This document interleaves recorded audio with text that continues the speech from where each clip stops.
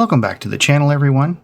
If you're like me and you're starting off on your watch collecting journey, but your budget hasn't gotten to the level of Rolex, Omega, or any of the higher end micro brands, you might start looking to places like eBay and shopgoodwill.com for your next watch purchase. Today, I'm going to show you two watches that I picked up from eBay. And ironically enough, both of those watches came from Goodwill stores somewhere in the States. Before we get started, just a couple pieces of housekeeping. Today on wrist, I'm wearing my Casio WS220. This is a tough solar device. It's got a solar panel in here which will keep this battery up and running for years. I picked this one up in a lot, actually, off of eBay, and it's been a really good workhorse for me. I've had no problems with this watch. It's very comfortable, and it's the perfect watch for being outside and doing outside projects. The second bit of housekeeping. For those of you who have been purchasing items off of my Amazon store, I greatly appreciate it. I am seeing the purchases, and I'd like to know what you guys picked up and what your thoughts are on those purchases. Greatly appreciate it. Finally, if you haven't already, please don't forget to like and subscribe these videos as it helps my channel get more visibility. With all of that out of the way, let's start with the first watch. Now, I've been on the hunt for watches that have been used in the TV series The X-Files. I started looking for a Winger Swiss military watch, as there are a couple seasons where Mulder is using one.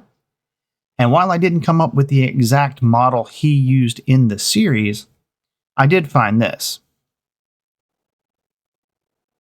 This is the Winger Swiss Military 79076.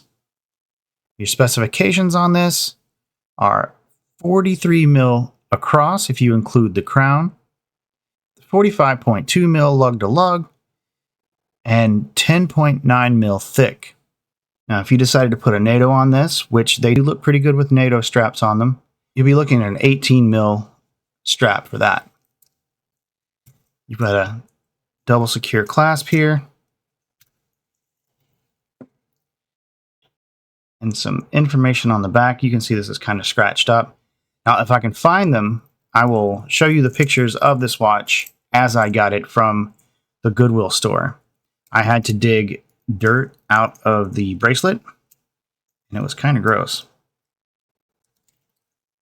There was dirt all inside there. And like I said, it was just kind of gross. Now, you do have, on this watch, you have that double, I don't know, the quick extension. I'm not sure what you call that, but it allows you to adjust the watch on the fly. It's a really comfortable watch. It's got a unidirectional bezel, and the clicking sound is somewhat satisfying. To me, honestly, it feels a little like they used very, very lightweight material.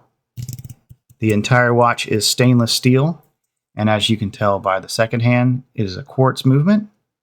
Unsure of what kind of movement, but there is 200 meters of water resistance. I picked this up for $32 after taxes and shipping and everything. Not a bad deal whatsoever. The second watch on my list actually made me like gold watches. I've never been a fan of gold watches. I do have a Seiko Kinetic, which is featured in one of my earliest videos where I replaced the capacitor. And it's two-tone silver and gold. I've just never really been a fan of it, but I found this watch and could not resist. This watch is the Seiko 7006-5069. Now, the bracelet is all gold stainless steel, of course, but gold colored stainless steel. You've got a beautiful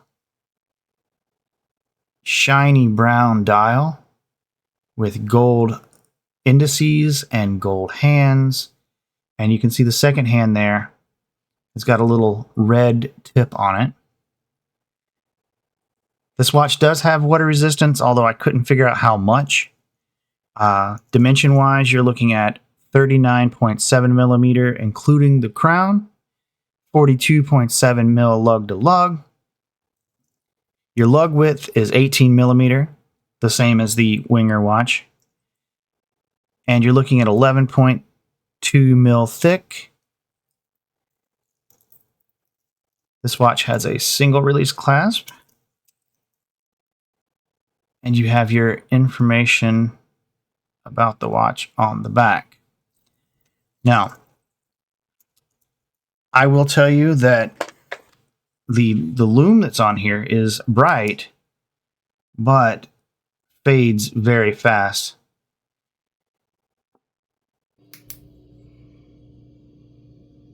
So I don't know if I'm going to fix that or not. I just like the watch the way it looks. Now, this watch also came in looking absolutely atrocious. And again, if I can find pictures of it that I took initially, I'll post them in the video up here somewhere. And you can see right down here that there is a small crack on the inside of the crystal. Now, I don't particularly care about that, but I have looked at a replacement crystal and can pick one up for about $25. This is a 17 joule automatic watch, and the total cost for me was $39.79 after taxes and shipping. Now, this video was just a really quick look at some of the watches that I've picked up from eBay recently. If you have any questions about these watches or are looking for tips and tricks on how to buy watches from either eBay or shopgoodwill.com, let me know in the comments down below. I try to answer every single comment. As always, I hope you've enjoyed watching this video as much as I have making it. My name is Bryant. This is the Last Stop Watch channel. Have a good day.